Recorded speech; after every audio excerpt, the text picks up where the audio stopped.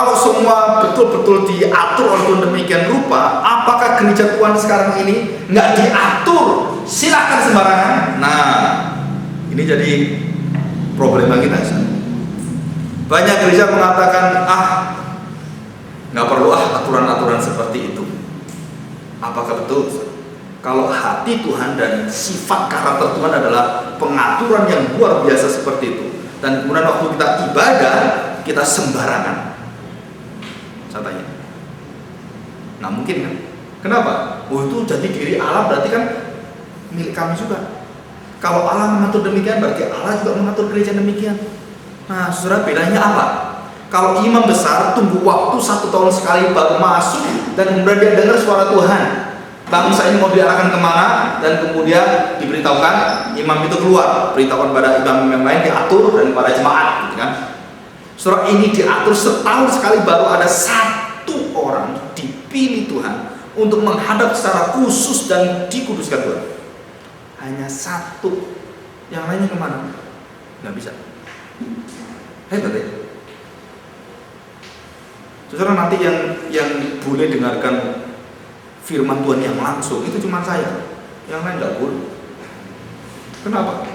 Karena imam besarnya, saya bukan imam besar, betul ya? Nama saya Agung itu artinya besar. Pendeta Agung itu pendeta besar. Ya kan? Nah, saudara, kalau tunggu setahun sekali seperti ini dan dikhususkan dan kemudian masuk, betapa sulitnya saudara mencapai kedudukan ini, betul nggak? Saudara, seorang yang biasa yang dari kaum Lewi bisa jadi imam, itu kemungkinannya, saudara, 1 banding hampir 1 juta. Jadi kalau orang Lewi itu ada sekitar 1,5 juta orang, dia, dan kemudian dia punya anak, punya ini semua sistem. Nah, saudara, waktu diundi itu dipilih, itu secara seleksinya kuat sekali, dan kemudian baru diangkat 1. Nah, waktu diangkat, imam itu bukan karena diaklamasi oleh kaum Lewi atau kaum imam yang lain, terus kemudian Tuhan katakan, oh ya, kamu sudah betul ya dari kamu, oh ya saya pilih kamu. Tidak. Nah, saudara, kita belajar dari sistem Alkitab. Jadi waktu majelis dipilih atau hamba Tuhan diangkat jadi penginjil atau jadi pendeta atau jadi pengerja, saudara, itu pengangkatan bukan berasal dari pengakuan gereja. Kenapa? Kalau itu berasal dari pengakuan gereja, artinya bahwa semua hak punya pilih dan punya aturan, sehingga apa yang menjadi satu hak daripada orang-orang di gereja itu menentukan dan mutlak. Itu tidak. Sistem kita adalah Presbyterian. Artinya seperti bangsa Israel ada seleksi yang kuat sekali. Jadi jemaat sekarang memilih, oh ya saya mau pilih ini, kita pilih gitu ya. Mulai dari anggota DPR dulu lah. Kalau dihitung ke belakang ya RT RW lah, gitu kan? RT RW kemudian naik lurah camat, kemudian bupati wali kota gubernur, jadi menteri jadi, nah baru jadi presiden. Itu tingkatannya banyak sistemnya. Dan waktu seseorang dipilih dan kemudian rakyat semua memilih, apakah rakyat semua kepingin jadi presiden? Saya percaya banyak kepingin jadi presiden, tapi sadar diri dong, gitu ya. Yang jadi presiden cuma 1, gitu. Nah, saudara, waktu semua rakyat memilih, saya memilih sekarang dari mulai pemerintah yang ada, saya memilih kamu supaya mewakili saya di DPR, dan DPRD dari Bandung, DPRD dari Surabaya, DPRD dari Jakarta, dari mana-mana. Nah, rakyat itu suaranya sudah diberikan kepada DPR. Apakah rakyat sekarang berhak untuk bersuara lagi? Jawabannya adalah tidak.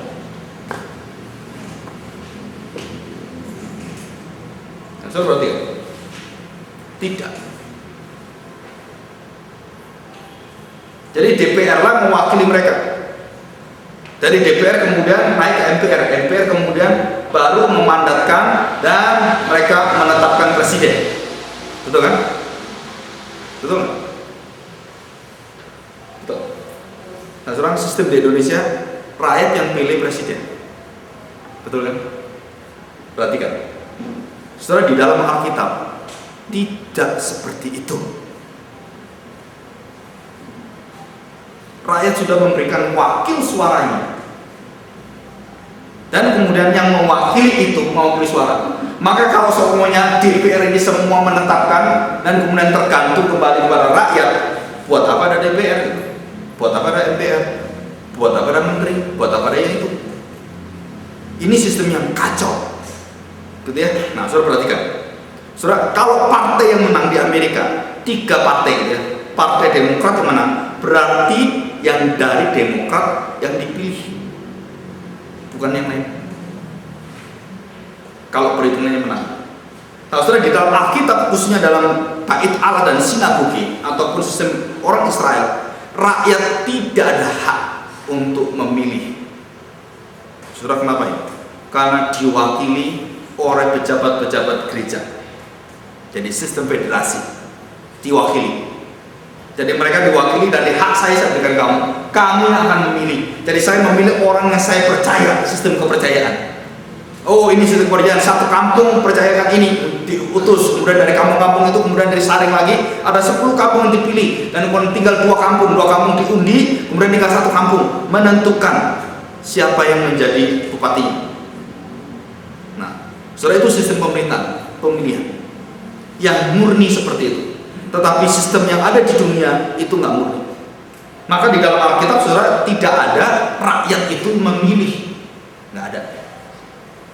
Kecuali satu peristiwa, saudara tahu ini, kapankah rakyat menuntut Tuhan untuk memilih seorang raja. Tuhan sudah beritahu nggak mau saya mau pilih raja sendiri dengan cara kami sendiri. Jadi artinya apa? Kami tidak butuh engkau Tuhan. Nah, demokrasi adalah melawan teokrasi. Saudara, di sini kita harus tahu jelas. Jadi demokrasi melawan teokrasi. Dalam hal apa? Saudara, begitu tahu yang benar apa, mereka nggak mau. Kenapa? Karena kekuatan rakyat. Kami bisa pilih raja kami sendiri. Tuhan izinkan itu terjadi. Untuk apa? Mendidik bangsa Israel. Karena the King of Kings akan datang. Ya, raja yang tidak kau pilih. Kristus tidak pernah dipilih oleh rakyatnya. Betul nggak? Saudara, kita belajar dari Alkitab ini. Ini sistem pemerintahan kalau kita mau belajar sungguh-sungguh, termasuk dalam organisasi gereja, kalau itu dihayati dan kemudian sungguh-sungguh dimengerti, wah, luar biasa. Kristus menjadi raja sudah sejak dulu jadi raja. Nggak perlu kamu pilih, dan tetap raja. Betul kan? Sekarang di dalam gereja itu yang memimpin siapa? Nah, banyak orang katakan, oh majelis, oh hamba Tuhan. Saudara, yang berkuasa bukan mereka. Yang memimpin mewakili jemaat betul mereka, tetapi yang mengatur, yang memimpin semua adalah langsung Kristus, dan Kristus berikan itu pada kuasa Roh Kudus, dan Roh Kudus bekerja di dalam kebenaran. Jadi kebenaran dan Roh Kudus itulah yang merupakan sumber kekuatan kepercayaan gereja, bukan jabatan dan kedudukan. Jabatan dan kedudukan atau gereja itu sendiri adalah the means of grace, alat anugerah Tuhan, titik. Bukan seperti Katolik, mampu mengatakan kamu selamat dan tidak. Oh, kamu nggak selamat, oh ini kamu selamat. Oh, ini gereja sesat, ini nggak gereja sesat. Saudara, itu tidak diberikan. Yang mampu mengatakan adalah kebenaran yang kita miliki dalam gereja. Kita bisa mengklaim gerejamu salah. Kenapa? Karena kebenarannya tidak engkau tegakkan. Bukan karena kami yang mampu. Kebenaranlah yang berkuasa menghakimi engkau. Nah, itu benar sih. Termasuk orang-orang menjabat kedudukan di dalam gereja, baik itu gembala sidang, penatua, majelis, diaken, semua penginjil, gitu ya. Saudara, undang-undang yang ada dalam gereja adalah firman Tuhan. Jadi kalau hidupnya tidak sesuai dengan firman Tuhan, yang ngontrol mereka adalah firman. Jadi bukan karena jabatan, gitu ya. Saudara, kadang-kadang tadi pagi saya berikan ilustrasi. Kalau semuanya orang itu sungkan dengan saya karena kependetaan, saya lebih baik jadi pendeta. Betul nggak? Aduh, gimana ya Pak Agung, mau dekat aja rasanya, aduh hawanya pendeta tuh. Kita udah sungkan katanya. Nah, saudara, kalau seumpama saya pakai baju toga, gitu ya, orang nggak mau datang pada saya, ketakutan semua, lebih baik toganya copot aja. Kenapa? Supaya saya bisa masuk. Dan siapa akan melakukan itu? jabatan, kedudukan, semua itu saudara, itu bukan untuk menyetop orang dan menghalangi orang datang kepada Tuhan, tetapi membuat sebenarnya jabatan supaya orang itu dilayani lebih bisa dekat dengan Tuhan, harusnya. Tapi jabatan itu kadang-kadang dalam tradisi gereja itu menjauhkan orang daripada pemimpin-pemimpin gereja, betul nggak? Kita kadang sungkan, nggak benar ya ini ya, ada gini. Nah, saya tanya sekarang, kalau sifat yang seperti itu dipakai terus, maka tidak ada orang diselamatkan, saudara. Ngerti maksud saya? Saudara, kalau Allah adalah Allah yang terus memakai dan tidak pernah menanggalkan kealahannya, adakah keselamatan? Saya tanya. Kalau Allah mempertahankan kealahannya terus di surga dan dia tidak pernah menanggalkan atau meninggalkan itu dan menjadi manusia, ada nggak keselamatan? Nggak ada. Jadi apa prinsip daripada pemerintahan gereja? Saudara harus tahu, yaitu Kristus yang memberikan kepada kita. Pemimpin adalah pelayan. Sekali lagi, saudara, pemimpin adalah pelayan. Jadi jabatan kita itu memberikan pada kita hak kekuatan dan juga otoritas dari Tuhan. Untuk apa? Masuk dalam hidup jemaat, bukan membuat jemaat itu sungkan dengan kita sehingga nggak bisa masuk ke kita. Jika itu terjadi, berarti kita gagal menjalankan keimaman, kerajaan, dan kenabian daripada Kristus. Jadi seluruh sistem dari pemerintahan punya jiwa yang paling dalam, yaitu apa, saudara? Pemerintahan itu, jabatan-jabatan adalah untuk melayani, bukan untuk memerintah. Dan kita seringkali bercampur dengan dunia. Kenapa bercampur dengan dunia? Karena kita pikir, oh saya di atas lagi, saya memerintah orang. Enggak seperti itu. Semakin kamu di atas, semakin turun ke bawah. Semakin di atas, kamu semakin harus melayani di bawah. Setelah ini prinsip yang memang kadang-kadang kalau dibicarakan dalam suara kenabian itu sangat menyakitkan, khususnya bagi saya gitu ya, gembala sidang, semua itu sangat menyakitkan. Kenapa? Karena kita seringkali terperangkap dengan sistem dunia. Ya. Nah, saudara, kalau Kristus tidak melakukan itu, apa yang terjadi? Tidak pernah ada keselamatan. Kalau kita tidak pernah tanggalkan jabatan kita, bisakah orang datang ke gereja? Jawabannya adalah tidak bisa. Datang ke rumah jemaat kita, di pelosok, dari tempat gedung yang mewah sampai tempat yang tidak ada tempat duduknya, saudara semua ke sana. Harus datang ke sana. Untuk apa?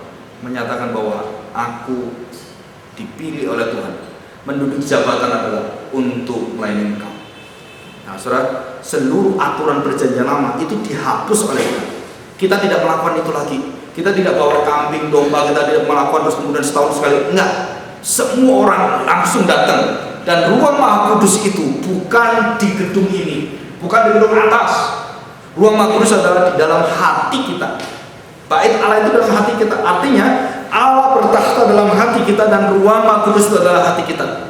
Jadi tidak boleh ada satu orang pun atau satu sistem jabatan apapun yang menghalangi sekat sehingga kita nggak bisa datang kepada Tuhan.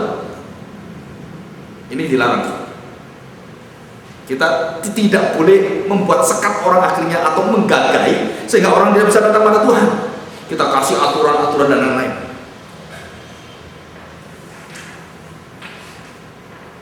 Saudara, saya tanya sekarang, ada satu juga Pak Samuel juga pernah bicara gitu ya. Gereja yang senang mujizat, wah luar biasa. Oh gereja begini, wah luar biasa mujizatnya gitu ya. Saudara, kemudian saya tanya, ada satu gereja gitu ya, saya tanya, gerejamu ada orang buta berapa? Nggak ada. Orang yang tuli bisu, nggak ada juga. Puji Tuhan ya. Coba itu kalau ada, mungkin gerejamu jadi gereja lain. Kenapa gereja lain? Coba bayangin kalau pendetamu khotbah ya, terus kemudian maju ke depan, mujizat terjadi gitu ya. Terus jemaatmu ada orang buta. Anggaplah 500 orang yang buta dan tuli bisu, terus yang seperti itu ada 50 orang. Bisa nggak kamu berkhotbah? Mujizat. Hah? Maka di gereja-gereja yang penuh dengan mujizat, Saudara, mujizat-mujizat seperti itu. Jemaahnya dengan yang buta, yang tuli bisu. Karena mereka anggap buta, tuli, bisu itu adalah kekangan dari iblis. Wah, ini nggak bisa nih, kamu nggak boleh datang gereja. Perjanjian lama itu ada itu. Orang-orang kusta itu nggak boleh masuk, itu najis. Termasuk kamu nggak najis mungkin. Nah, saudara perhatikan. Jadi cara tradisi dan juga keagamaan itu, jika jabatan-jabatan kita miliki itu membuat orang itu akhirnya tidak datang pada Tuhan dan bahkan membuat orang dibuang dari gereja, saudara, itu jabatan itu bukan menjadi anugerah.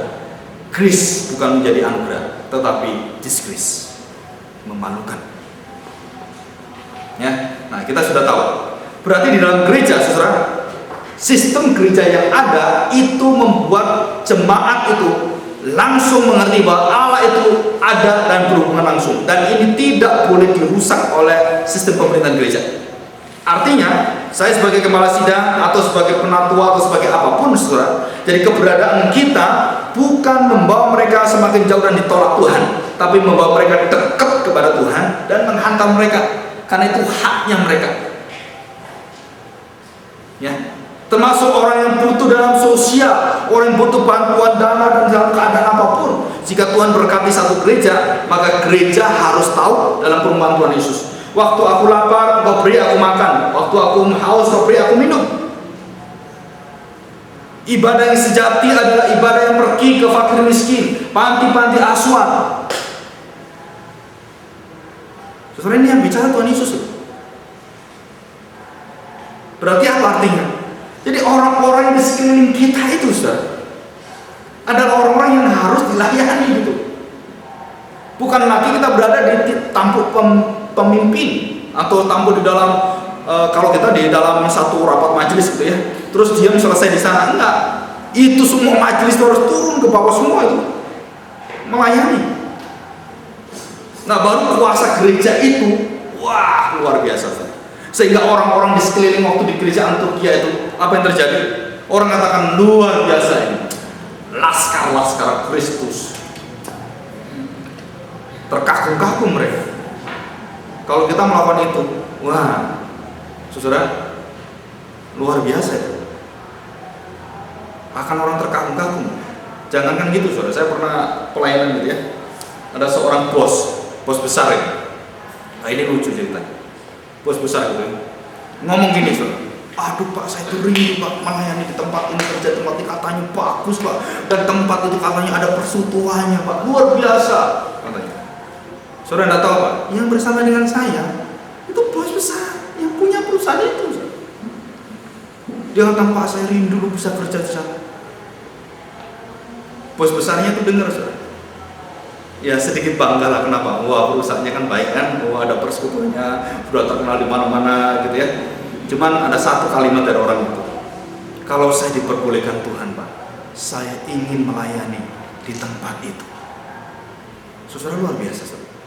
Langsung bos itu mengatakan, hari ini juga kamu bersama aku di Firdaus. Artinya hari ini juga kamu bersama aku di mana? Langsung diterima di kerjaannya dia. Masih ingat yang terbakar? Siapa itu? Yang suami istri ke sini? Bapak siapa? Hah? Siapa itu? Dwi siapa? Saudara, saya tanya, begitu dia cari kerja di mana-mana nggak ada, akhirnya bosnya sendiri, bos RCTI, mendengarkan dia, hari ini juga kamu masuk dalam pekerjaan. Saudara, itu jiwa apa, saudara? Jiwa yang melayani. Saudara, di antara CEO Indonesia, saya baca salah satu CEO itu adalah bosnya RCTI. Saudara, itu luar biasa ya. Saudara doakan RCTI ya, anak Tuhan yang sangat luar biasa. Saya waktu baca tuh, saya kagum sekali. Menerapkan prinsip-prinsip kekristenan di dalam berusaha. Ya, luar biasa. Nanti kalau saudara punya waktu baca itu ya, di Gramedia banyak bukunya itu. Lagi dicetak itu ya. Jadi grupnya Kompas Gramedia yang mencetak itu. Jadi kemarin saya lihat buku yang bagus sekali. Saya ambil lagi dan saya baca-baca. Ah, ini bagus. Ini harus bisa dibeli ini ya. Nah, saudara, kita kembali pada ini ya. Di dalam sinagoge tidak ada hak bagi jemaat untuk memilih. Kenapa? Karena haknya itu sudah diberikan dan Tuhan sudah pilih di antara 12 suku itu dipilih oleh Tuhan. Itu semua cara Tuhan. Nah, di gereja atau di dalam organisasi gereja, saudara, suara jemaat bukan berarti tidak ada. Suara jemaat tetap ada. Dalam artian apa, saudara? Bahwa suara itu adalah suara yang merupakan kekuatan daripada, yaitu masuk di dalam pengenalan akan gereja Tuhan, dan orang-orang yang dipilih melalui suara jemaat adalah orang-orang yang akan bisa dipilih, bukan yang ditentukan. Ya, sekali lagi. Jadi kita lihat ada sisi jemaat majelis, ada sisi batin orang yang dipilih itu dengan Allah. Nah, ini yang penting. Jadi yang vertikal itu menentukan yang horizontal, bukan yang horizontal tentukan yang vertikal. Ya, kenapa saya katakan demikian, saudara? Ini secara prinsipnya, gitu ya. Walaupun di dalam keadaan gerejawi kadang-kadang bisa seperti itu, kadang-kadang dalam mata kita yang sangat terbatas ini.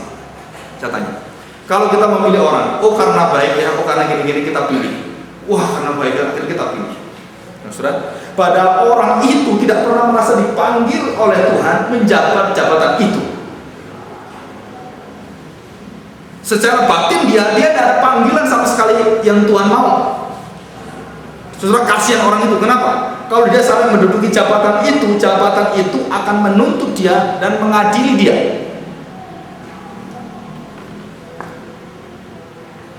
Walaupun dengan kalimat, aduh saya kan terpaksa Pak. Nah, saudara, tidak ada lagi istilah terpaksa atau dipaksa. Kenapa? Begitu kamu pilih itu dan kamu mengiyakan, artinya kamu harus seturut dengan aturan Tuhan. Ngerti ya, saudara ya? Jadi ini aturannya ada. Nah, sekarang kalau semuanya baik, Pak, saya dipilih Tuhan, tetapi gerejanya nggak pilih saya. Gimana Pak? Bisa nggak? Bisa, sangat bisa. Saya betul-betul saya punya ini, saya betul Pak, saya ingin dan dapat panggilan dari Tuhan. Terus gerejanya nggak mau pilih dia, gitu ya? Oh nggak bisa nih, karena kamu ya dia turut nggak bisa. Nah, saudara, sebaiknya gereja itu berdoa baik-baik. Untuk apa? Mendengar dengan peka siapa yang Tuhan pimpin. Jadi di dalam setiap pemilihan majelis itu harus ada proses untuk apa? Mendengar dengan peka siapa yang Tuhan mau pilih. Bukan secara kualitas manusiawi, tetapi peka terhadap pimpinan batin orang itu sendiri dengan Tuhan, dan kemudian gereja mengaklamasi. Tadi ada yang tanya pakai tadi ya, Pak, bagaimana saya tahu bahwa pimpinan Tuhan itu ada dalam diri saya kalau saya nggak ngerti? Nah, saya katakan saudara, gereja diberi kemampuan oleh Tuhan untuk memberikan afirmasi, penegasan. Jadi kalau orang katakan, wah kamu tuh kalau terima tamu bagus loh, kenapa? Kamu ngomong tuh enak, wajahmu tuh aduh syahdu, ya, teduh juga gitu ya. Nah, saudara, orang semua bicara dengan kita, oh bagus gitu ya. Tadi kita tahu, oh talenta Tuhan dikasih ini saya, talenta ini. Nah, saudara, orang itu tidak punya hati berhubungan dengan Tuhan dan dia nggak ada beban, saudara nggak bisa paksa orang seperti ini. Walaupun dia punya kemampuan, walaupun punya semua segala-galanya, tapi hati dia tidak ada sama sekali, saudara, kita nggak bisa paksa. Kenapa nggak bisa paksa? Karena kita bukan Tuhan. Tanda petik gitu ya. Tuhan boleh paksa nggak? Boleh kalau Tuhan, gitu ya. Tuhan kok, gitu ya. Dipaksanya beda kalau Tuhan paksa. Tapi sebenarnya Tuhan juga nggak pernah maksa orang. Secara prinsip Tuhan tidak pernah maksa orang. Nah, soal Tuhan itu lembutkan hati orang. Nah, kita berdoa supaya orang ini dilembutkan hatinya. Nah, sesudah waktu semua sudah diafirmasi, sudah dia melihat, aduh Tuhan, kok rasanya nggak ada panggilan Tuhan. Pak, saya semakin ada panggilan Tuhan. Ada teman saya juga di beberapa gereja katakan, Pak, saya itu tawarin majelis gini-gini, tapi saya nggak ada beban sama sekali. Dia nggak mau ambil. Kenapa? Dia sudah berdoa, dia bahkan berpuasa, tapi nggak bisa. Karena memang nggak ada. Aduh, nggak bayangin deh gitu ya, mau jadiin nggak bayangin. Terus dia berdoa, saudara, dari segi senioritas dia sudah matang, dari segi ekonomi dia sudah mapan, semua sudah mapan gitu. Dari segi hati dia dengan Tuhan itu belum ada channel. Saudara, orang seperti ini harus betul-betul tahu. Walaupun gereja itu sudah menyatakan A atau iya, dia harus bertanggung jawab kepada Tuhan. Kenapa sih? Karena kita tidak tahu misteri hati manusia. Dan seringkali terjadi di gereja yang kita anggap itu baik, begitu duduki satu pemerintah yang buat problem paling banyak dia, yang menghambat pekerjaan Tuhan dia, yang paling susah diatur dia, celaka. Padahal awalnya bagus gitu ya, tapi begitu tidak menduduki tempat itu, sudah kita baru sadar. Apalagi kalau orang masih baru bertobat, baru ngerti, baru gitu ya, terus menduduki tempat, wah itu dilarang dalam Alkitab. Nah kalau kita, ya nggak tahu, kalau kita betul-betul berdoa dan sungguh-sungguh dan orang ini sangat betul-betul dipimpin Tuhan, nah artinya ada pengecualian. Tetapi pada umumnya, saudara, kita harus turut firman Tuhan. Tuhan katakan apa, kita turuti. Jika ada sesuatu yang lain, kita berdoa sungguh-sungguh, baru dia dipilih. Ya, nah ini, saudara, jadi majelis jemaat dan sisi panggilan Allah kepada dia itu harus sinkron. Jadi kalau ada vertikal, tidak ada horizontal, sayang. Kenapa sayang? Karena orang itu tidak bisa terima. Berarti ada sesuatu yang nggak beres. Ya, orang itu mungkin GR, tahu GR? Kegedean rumangsa. Wah, aku dipilih Tuhan loh, bener-bener aku mau. Belum tentu, ya, belum tentu. Nah, saudara, itu jadi saling mengafirmasi, ya. Nah, ini proses pengangkatan pendeta atau semuanya. Saudara, waktu majelis memberikan keputusan. Oke, sekarang ketuanya A, terus kemudian kepala sidangnya A, gitu ya, ditentukan.